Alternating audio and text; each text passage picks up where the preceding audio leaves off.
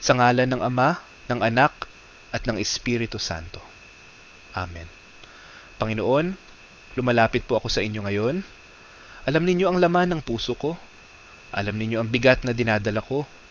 Pakiusap, pag-aanin ninyo ang isip ko.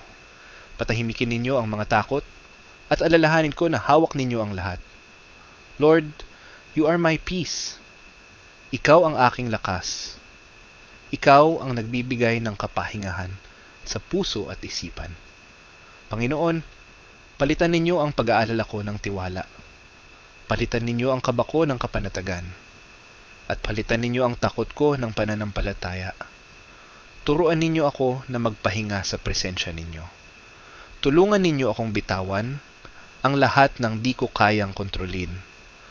At ipaalala ninyo sa akin na sapat kayo.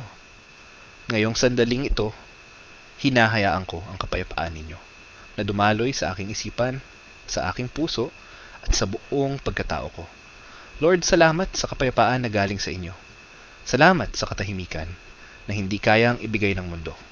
Salamat dahil hindi ninyo ako pinababayaan. Amen. Sa ngalan ng Ama, ng Anak, at ng Espiritu Santo. Amen.